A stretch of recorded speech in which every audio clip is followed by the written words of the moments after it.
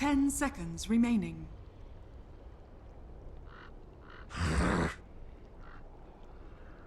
Radiant team ban.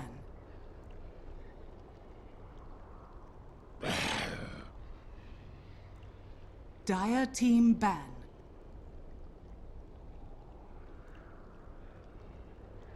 Hello everybody and welcome back. After what was a bit of a break, we are here for our second and last best of 3 of the night for the ESL One Frankfurt 2016 qualifier. The Danish Bears going up against Polarity, see who will advance themselves through into the quarterfinals of this double elimination qualifier for the European region. I was originally going to be joined by Waga, but well, I guess Nightmare was casting him, he's still asleep.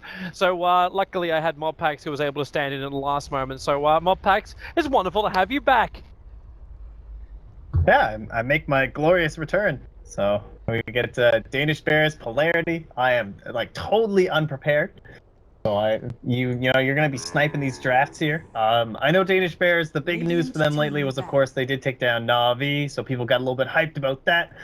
And then other than that, it's just the Pingman Check Alchemist, which just got banned out. So that's all my Danish Bears knowledge. We're done pretty much. Well, luckily I've been casting these guys almost non-stop, and I know a lot of these guys from the past of Dota, as Rise is obviously a guy that dates back to the old Warcraft 3 Dota as well. Danish Bears also go with Invoker as well as Enchantress. They're their other two primary pickups. Enchantress for Rise, who is normally a very aggressive style player, and Penguin is actually his name, and he's their Invoker mid player. Yeah, Danish Bears kind of fell off the cart a little bit after their victory over Na'Vi. They were playing really nicely. Thought, hey, these guys can be amazing, and then they just lost game after game. Or the games they did when it didn't look very confident, like appealing at all. And then they played in a series last night, I believe it was. A game of theirs I casted in the EC League. Yeah, up against Vega Squadron, where they actually 2-0'd out Vega. And it wasn't just like it was solid play. It was really solid play from Danish Bears. So I've got the confidence back in the Danish boys again, where potentially they could actually beat Polarity out today and drop Afro Ninja, Lil, and the boys down into the lower bracket. Yeah, and it's nice that those like it looks like they're on a 4-game win streak right now. And those did also come without the Night Stalker and Alchemist, which is like every time I've cast them, basically they just go Night Stalker, Alchemist 1-2. Obviously those were the two very first bans here from Polarity. So rather than having these kind of out of meta, like very comfortable heroes, they get some super in meta heroes in the Enchantress and the Beastmaster, who can make a great dual off lane from the Dire side. But Beastmaster can also hold his own there, so it's going to allow a little bit more room for the Enchantress if she wants to head mid or something along those lines. But vice versa, Polarity, they get themselves on the OD and then the Doom, much earlier pickup than a lot of teams, but they kind of have that Chinese style where they take it a lot earlier. Sorry, I'm hearing some weird ass noises in the background. I have no idea what the hell that was, but I'm fairly certain it came from the game. It's like someone whispering in my ear, either that or I'm going. Oh, did you slide your map all the way to the side to like the river? I've done that before. Like if you put your cursor on the side, I hate that. It was on the bottom. It was on the bottom, but it sounded more like this. What makes it even more freakier is when Weaver gets banned. It sounded like the skitter that he says, like. I was like, oh god. I know I got a little bit disturbed a little bit with my dreams last night, but still, that shouldn't translate to real world. Okay. Let me get out of my own world of fear and move through the draft. A Doom and an OD. It's really hard for Polarity to go wrong with that. The only thing they're kind of lacking, well, I don't want to say they're even lacking it when you got a Doombringer, because they've got so much damage anyway, but it's the raw physical damage I'm looking for from their core. So that's why I understand, like, you take out something like a Weaver, if Danish Bears aren't feeling like they've got enough control, and also that CK being removed. Something to which Polarity should look into, and I'm going to actually double check this was Danish Bears that did it last night, and in fact, yes, it was. They actually ran a counter to the OD. It was Zeus mid. What actually made the play was the Skywrath Mage. Just zoning the whole time or something? Pretty much. Like, it wasn't the fact that Skywrath Mage was originally involved with the lane. In that game, the Skywrath Mage actually served two functions, because he was also the lockdown against the off-lane Faceless Void. So there was no way for the Void to time-lapse himself out. So his lane presence was actually really good because of that. He would like seal when they started doing the damage, then he'd seal it, and then the Void would time walk out. But by that point, he didn't repair the damage done to him. So it was one of those things. I'm like, oh, that really works. And then you see just how quickly OD dies when you run a Zeus and Skywrath Mage combo against him, because he can't cast anything obviously when he gets sealed, and then you get the Veil of Discord as well applied to him. The OD didn't even last through like a Lightning Bolt and Thunder God's Wrath. Like, Arc Lightning wasn't needed, like, any other bolts weren't even required. And it looks like Ace is going to go back down that path again. Skywrath Mage be picked up, so expect the Zeus 4th from Danish Bears. Yeah, no, solid stuff. So obviously it worked out before. Let's go for it again. I got your back, Mobvax. I got your back. You said you're underprepared. I got your back. Yeah, got to work in. Good thing too. It's so nice when you like rant on a hero like that, and then they actually pick it, and they don't just like go the whole other direction. You're like, ah, well. Yeah. Oh wow. Yeah. Then I could look like an idiot. It's like, so what are they gonna pick up? I don't know. Let me just say Shadow Demon. No. That's a warrior. Hello. Counter against the Enchantress, but this is a support Enchantress. Yeah, I don't think. Well, as far as I can tell, it doesn't look like DB have been up to any of those shenanigans with the Beastmaster that we had earlier, so definitely the more likely play that'll be coming out there, especially on the Dire side. Yeah. So, it's also because it's Rise playing it. Is one of the primary reasons. I'm just wondering if you really want to run you want to run the Zeus because it's the combo you're building towards, but up against a Nurse of Warrior. You want to know something hilarious? If they do it, I feel so amazing, and I've already felt so amazing today. Where you actually get something more like a Pugna. Invoker. Just hardcore. Oh, well, I guess if Invoker's left in the pool, you can take that instead of the Zeus. That is an acceptable choice. That's also fine. Alright, this is like, so that's really interesting that Danish Bears banned out the Chaos Knight. Like, I understand, like, I've seen that Polarity have been running it a lot lately, but it tends to make me wonder things like, well, are they running Chaos Knight because heroes like Ursa were banned in those games, or like some of the other more popular position ones? Not that I doubt the hero, I mean, they had it once with IO, so that's no shock, you know. It's a hero that even without IO is so damn powerful. Yeah. Especially when you have the OD on your side, and that's the combination which Polarity have been running, where they put the CK and the OD together. And there's like the OD is kind of like the easiest way to get rid of illusions. If you're not actually going to pick up something like an illusion killer, aka Lion or something like that, then you're going to have real issues when CK triggers Phantasm and he goes in for the Manta, and he just charges you with a whole bunch of illusions. 5 seconds remaining. So that's probably the primary reason why Danish Bears took it out. Reserve time. Well, last hero here. Couple different options. It looks like they've always been running the Doom in the safe, or rather in the off lane, so not going to be like the supportish Doom. They've done the Crystal Main up against the Enchantress, pretty common. That's still in the pool if you'd like, but potentially looking for something a little bit more aggressive to like put some pressure on that Evoker, help out your OD. The Bounty Hunter was a really nice ban. I think that would have suited them pretty well here. What do you run? Not many left. Tusk is really the only one that fills that majorly here. There was one hero which, I think it was Wago was tossing it around yesterday, was not that hero. It's... Okay, we're going to 4-position Doom then. The other one he was tossing around was something like a Sand King, where you look for a jungler who can initiate but give you teamfight elements. And the Sand King was like that one where he was like saying, this could be something which, like, it's in. So it's stuck in the back of my mind here, but it's a lone druid pickup. Which means we run a off-lane Druid, a mid-OD, a safe-lane Ursa, with a Witch Doctor, and then Doom into the jungle to try and counter the economic advantage the Enchantress will bring. But Rise doesn't... he doesn't spend a lot of time in the jungle. When he plays that Enchantress, he's still normally like level 2, 5 minutes into the game. Because he spends most of his time rotating, or sending his enchanted creeps into lanes to give like a better lane for Penguin. Well, this Lone Druid, it's like the perfect pick right here, though, because they're going up against that hardcore greed, and Lone Druid's like so hard to gank even with Enchantress, but yeah, that's also okay. Danish bets, I really don't know about this. I know, everyone knows I'll be one of the first people to say Hedro Ranger is a wonderful hero. But in this game up against Nurse Warrior and a Lone Druid, even an OD, Astral Imprisonment, does so much for you. She has to be an aura. She has to be on the back lines at all times. I'm just looking to see if they've even, like, this totally comes out of nowhere. It looks like they haven't executed any sort of a Drow lineup in the past 3 months or so. And they've been playing quite a few games, so this is not something I don't think Polarity were both like expecting or even maybe that concerned about.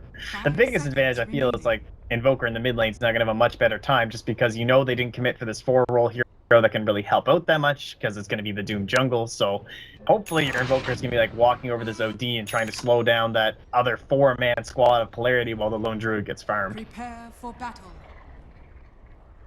Oh, let's good luck, have fun, come out. Going with an early TP already gets his ward down. Look at the...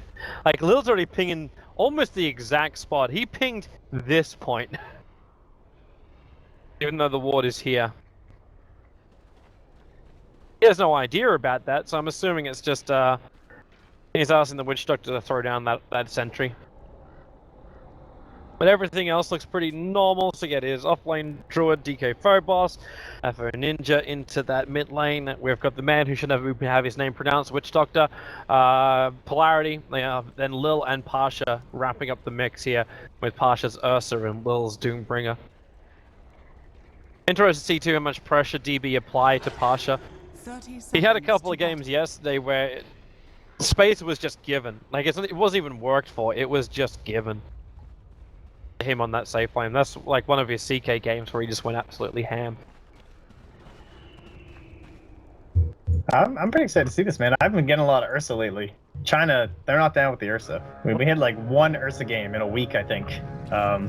It's just something that they're not really interested in the meta, whereas it's a lot more popular in like EU and the NA, so it's a good game against the Enchantress, obviously. Hello, Phobos. Goodbye, Phobos. They need to do something about this bear. The very big upside, actually, no, it's a Skywrath Mage in a Drow. Like, what are you even wanting to do at this point? Like, you want to go up for your aura? More than likely. This is actually one of these games from Ace where I wouldn't even mind seeing, like, the 3 Wraithband build over on a Drow Ranger. Yeah, that would actually be pretty good to help deal with this. Is he doing the greed? Is it really just for that block? Seriously? That is hilarious.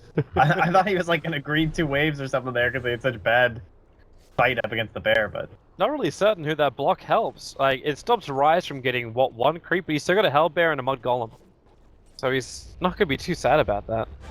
Yeah, I guess it must be just like a thing he uses for timing to make sure that the wave doesn't get crazy pushed. Yeah, that could be it. He's still got that like that dire creep wave underneath his own tower, which isn't the greatest thing in the world. The next creep wave's going to come in. Actually, it's going to be in the perfect spot, so it actually doesn't matter at the end of the day for Phobos. Alright, no, I just got 3 denies. That was actually so sick. The Skywrath Mage. He like crushed that first wave, so Phobos didn't get that guaranteed level 2. Dude, it's that bonus 6 damage. He does 50 damage. Yeah. You're gonna have this. You'll have to get used to this. Everyone in the castle also have to get used to this. Where I start counting damage. A little. He rotates into mid, but thanks to Hellbear that's already here from Rise, they're really not wanting to get too close up on this Invoker because of exactly this. Like, with 4 Spirits, the first blood's actually be in a different lane, and now they'll return on the Penguin. Rise will come in, the Hellbear Smasher, that's how the blast will reach Penguin, but he Fairy Fires, assumes that he'll stay alive. Enchantress takes the first blood on the OD, I mean the second kill on the OD.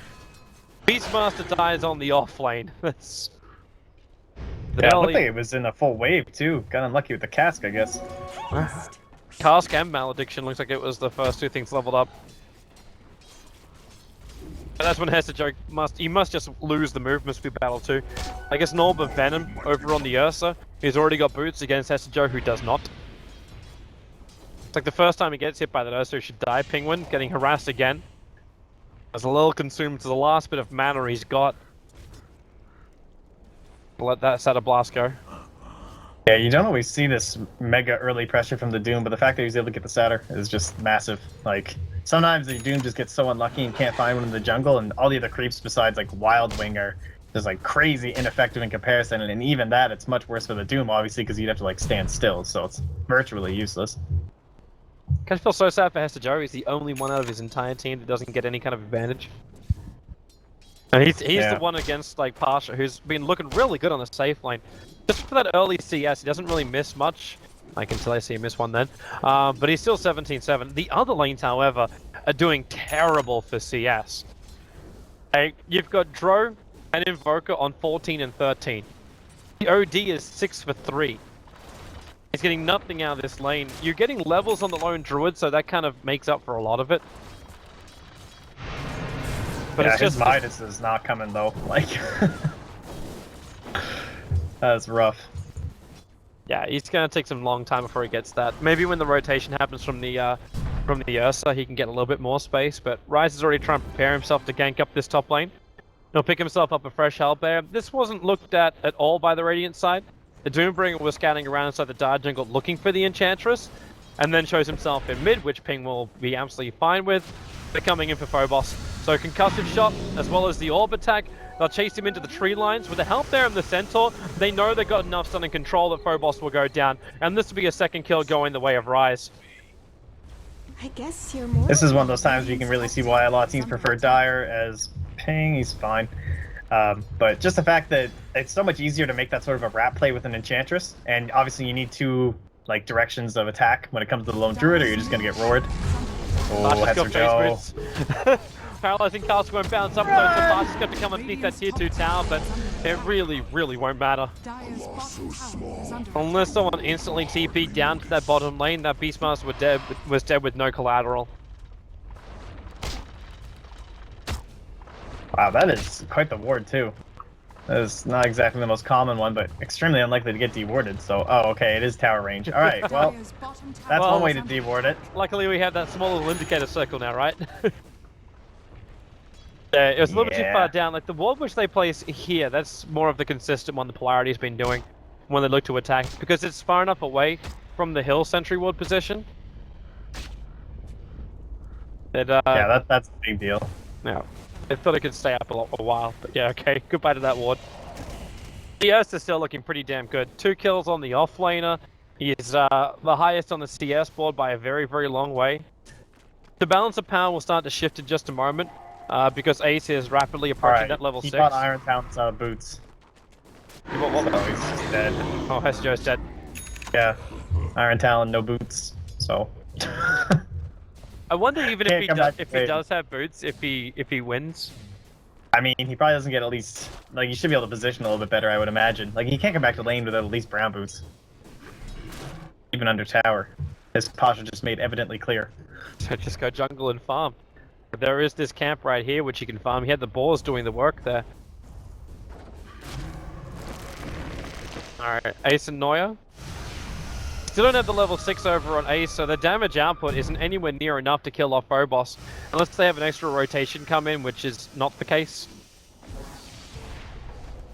They go for a paralyzing cask over on Ping, Vin. No real follow-up, however, as the Doom was kind of also moving up to that top rune. Should be one of the more greedier games from Ryze that I've seen of his. Level 5, Cold Snap, Witch Doctor. Well, I think you're about to get Hester Joe back into the happy world. Kill over on the Witch Doctor, goes back to his farming, almost has level 6. Yeah, that's pretty rough. That's gonna be slowing them down, helping him out. But Pasha gets a little bit of space down bottom. They really want to knock that tower down so they can try and like open up Roshan before it's too easy for DB with this Shroud lineup. Lil. Ace, we're gonna cold arrow off. Doom, he's still sitting around with the 5 armor, so it's not that bad, but you still see the damage as well from Ace. Quite high, they've lost the Skywrath Mage, Ryan's gonna keep them alive, and Phobos keeps the battle going. They got Malediction currently triggered on that Dro Ranger. But she's got the movement speed to get away. A lot of heroes rotating up to do something about the Dro to only lose the Skywrath Mage. Maybe not that bad of a trade-off here for DB. Yeah, that was looking pretty scary, those cast bounces, but not getting bodied out by the RNG this time. So Pasha's got the Mask of Madness, he's got a smoke, he's ready to roast when the time calls for it. They have no vision down bottom except for this Hawk now. Mid. Yeah. Screw Roshan for now. If he can get a kill on this Invoker, it's going to be even better. And Pigman, because he didn't have any points up in the Wex, he couldn't channel Invis. So he tried to just bring up the cold wall, but Gus was already past it by that point. Yeah, that's a nice little play. Expecting it to be the Roshan, so the Hawk just kind of sits there like, oh, that's weird. Where'd he go? Pigman just kind of gets dumpstered in the mid lane, and that already puts him up to 700 gold after phase. He just got that Mask Madness delivered. Man, that Blink Dagger is going to be fast, and they, like, it's basically the Drow who can, like, push him off people. They don't have that many direct stuns. Wishing the best of luck keeping Pasha off anybody right now. God, he's unbelievably fat.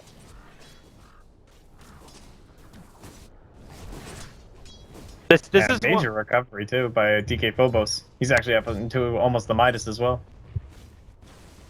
That's a lone druid. How long can you really keep him down? Radiant structures are fortified. Oh, they're gonna try once more to keep him down. A smoke maneuver. If they can slow down his Midas, they will at least be able to make sure they've crippled one of the cores, but TP support's coming over. Rise has the impetus damage. The Savage Roar is going to make it difficult to keep the battle going, but now Pasha, he's a bigger target. He's got 4 kills in the back of him, but now he lets off that ulti. Ace gets mowed down. The balance point of Drought Ranger. If you close the distance on her, you just destroy. So she dies for the cause. They do not kill off the Lone Druid, and now it's, well, another kill coming the way. It actually went the way of Lone Druid, who actually found that kill. Pasha the enabler. Yeah, that could have been so bad too. Would have taken him far away from that Midas, but instead gets the recipe up, can start heading right into the glove next, of course, and be farming on his way. Lil, someone who we haven't seen since that little adventure in the mid lane, still be hanging out in the jungle. His farm's okay. He's around the same level as Rise, and looks like he can soak the lane a little bit here as well, while Pasha's busy roaming around and prepping for Roche.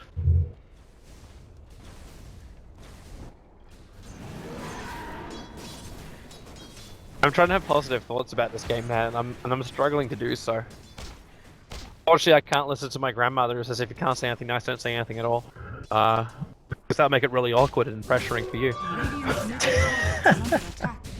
Yeah, we don't actually have manners in Canada, so we don't have any of that stuff. I'm sorry. That's the right response, right? Got him. Oh. Noya. Dr. Invis rune. Yeah, that is worse. Perfect. If he could just wait till they group up a little bit closer. Actually, don't even wait anymore. Just go on Ace. Paralyzing Cask. You can maledict him up and actually kept walking so he could avoid the gust. Kind of odd that would happen. You could have even imprisoned and then just split to multiple sides so the gust wouldn't be as effective. Radiant's top tower has been Either way, I suppose they still deny the tier 1 tower on top. Yeah, Hester Joe also went home. I don't know if he just got zoned out by Lil or what. That seems a little bit odd. But either way, more tower pressure here. Bottom tower is under attack. What about Ping? Mr. Ping Vin. He's got the Midas now flying out to him. That's pretty solid. He's actually, like, he's not too far behind. He's still on the same net worth as the OD. And you really can't keep a good OD down. The funny thing is, Avro hasn't really controlled much with imprisonment. Like, that's the bread and butter of an OD early on for like rotation ganks, but instead he's just waited it out, waited for DB to have some unfavorable plays in other lanes and just keep farming up and getting his levels in the mid.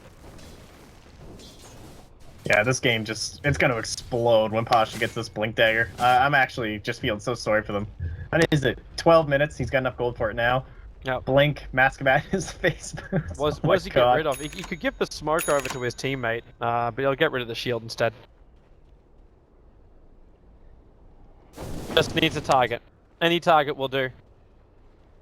The Observer was going to see Ace for just a fraction of a second. He would love to have a crack. If he goes a blind blink here, he'd actually kill off Scarus Mage, but it's the mid lane where they're initiating on Pingvic, and Ace rotates over to get a revenge kill onto Afo. He got a DD room, like, really? And now, yeah, Pasha. Goodbye, Ace. Oh, the Gust still won't be enough. The Gust is never enough in that case. And Hester Joe's also doomed up. So he's moving over to the Ancients. Unfortunately for him, there's only 2 Ancient Rock Golems. There's even the big Granite Golem available. So the Doombringer ensures the kill. chasing him into the corner. And now they take Roshan on the end of the double damage rune. This is someone who's tanky and set to actually last through Roshan. Talk about being like destined to lose this game or something here with that happening. Like DD, oh, there's a kill. Oh, another kill. Oh, how about some Roshan to kill on top? Alright, that's like the stamp of this early game to the side of Polarity. Yep. Massive lead. Oh, look at the net worth chart. Oh, it's gross. Oh, is my sorting the wrong way? Oh, no, that is team sorting. Okay, no, it's not turned on. Alright. Oh, rough stuff. Yeah. 4 out of the top 5 belong to Polarity at the moment. The Invoker's still nipping at the heels, and he'll actually get up there right now as he uses his hand at Midas. But still, you're gonna start like losing buildings. We saw the power of it with No Diggity earlier today when they ran that lone druid. Like you take one fight and then you go into a push. Obviously, we're looking at Radiance at that point. You had a little bit more on the bear, but you're 13 minutes in and you got a lone druid at level 11. And you got an Ursa Warrior who's doing so much damage. It's easy for them just to force out the lanes if they want to, especially against tier 1 towers. I mean, Lil even has a blink. Like, what? 4 position Doom? Jungle? He's got a blink rate of roll, now what? If he dooms either Invoker or Drow, there's like just one less person to even try and deal with Pasha. Dude, I would actually just like doom every time on Invoker, if possible.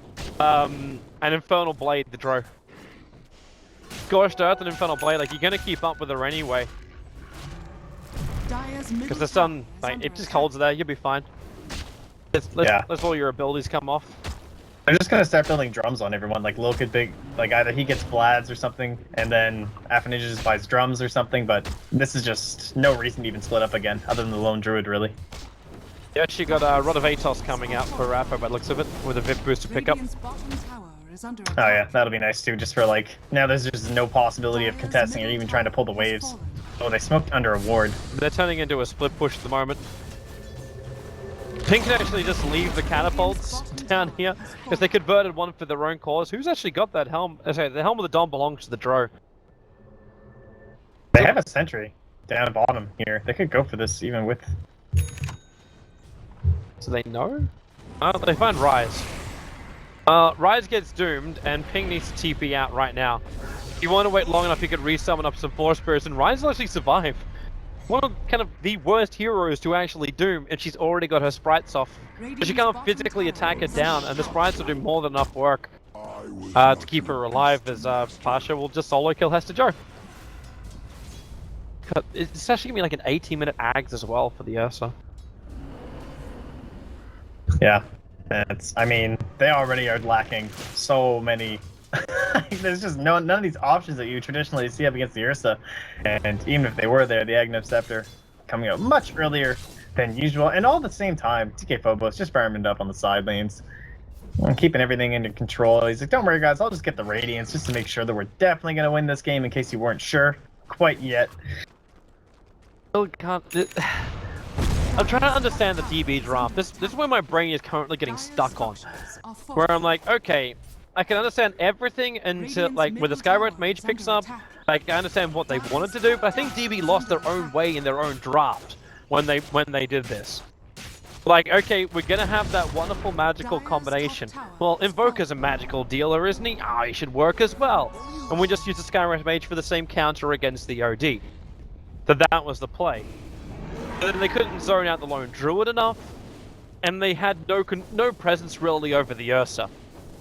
It wasn't great that Hester Joe also ended up like feeding 2 kills to Pasha, and then his second rotation ended up also with like that assist up on top lane against the Drow Ranger. All these things just work really well against her. I think Drow wasn't the pick, and neither was Invoker. They needed a Zeus. They needed a magical burst damager. They went from magical burst pop to physical with the Drow Ranger pickup. Like, that's the change up. Or some kind of hybrid.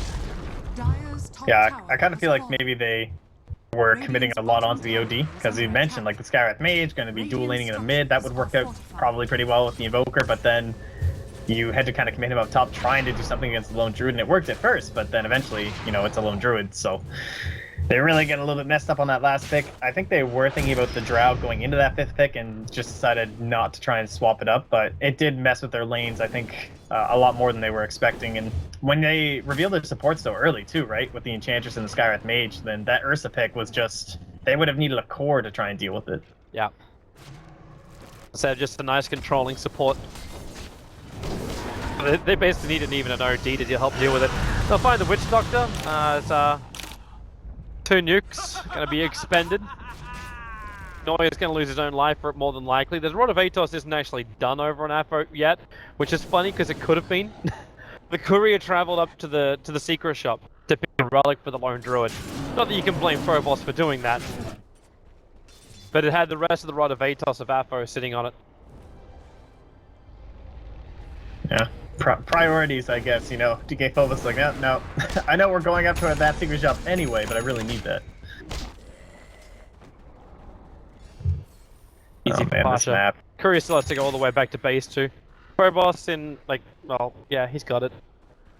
And it's Radiance. It's Radiance time. So we get an 18.5-minute Radiance pickup. You got your Rod of Atos. Witch Doctor is still just, like, he's all the consumables in this game, so Doombreaker can get more. Lil's walking around with a Blink Dagger and 1600 gold. And look at the ward that they have too. Just like nice in here in the jungle. Not blocking any camps, so they're going to know when they want to go on top of people. They've got the Radiance, they can start to look to get aggressive, get a pick, go for like the mid tower. And then their other vision, of course, just around the Roshan pick, keeping an eye on the rotations coming to their jungle as DB get desperate to try and make something happen. And I think they're probably going to know they're grouping here for some sort of a smoke play too. If they can work that out. Why does that Radiant Ward see up? It actually doesn't see because of these 2 trees which are here. So it doesn't actually Yeah, he did duck back a couple times though. They're really not pressured at all, Polarity, to do anything. Even if they initiated on, chance of DB having a successful fight would be contingent on them only finding 2 heroes with no ability to bring in support from Polarity. While they hold their tier 1 tower mid lane, the chances of that is very low. Yeah, their main plan really is just get as much farm off the map as you can right now. Don't fight at the towers unless it's extremely advantageous somehow, and try and hold till high ground with an Aghanim Scepter on the Penguin. That's pretty much the only thing I can see working for them here. That's a dream. I don't know if the dream will be realized, as Polarity are now removing all the outer towers from the map. Mr. Joe's at least pushing the bottom lane far enough that it's causing Polarity to have to turn around. But they've now finished a drum over on Lil. By the time they even get through that tier 2 tower in the bottom lane, they may have enough money on him that he can just buy a full Vladimir's offering as well.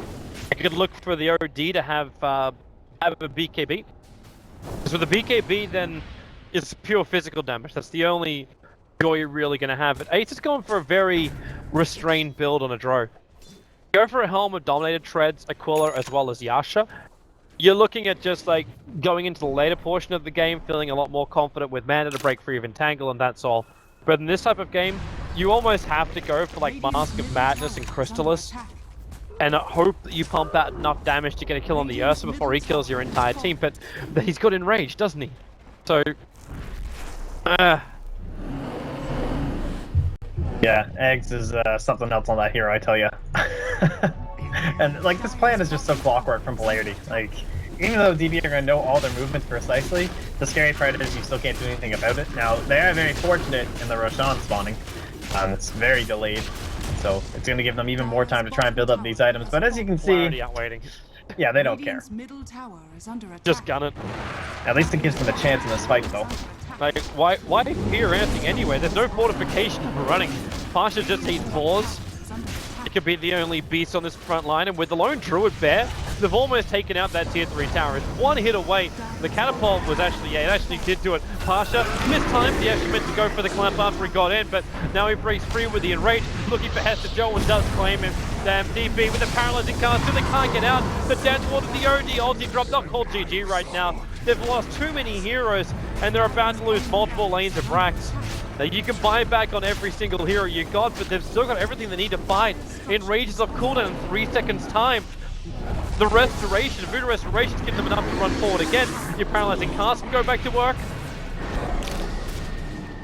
Defensive imprisonment means they can't find any real target. Probost's going to resummon his bear. He's going almost 1-on-2 there, up against Ryan's as well as up against Ace. Ping, Ampho's got now 35 stolen intelligence. Yeah, this is over. GG. 22 minutes. That was quick.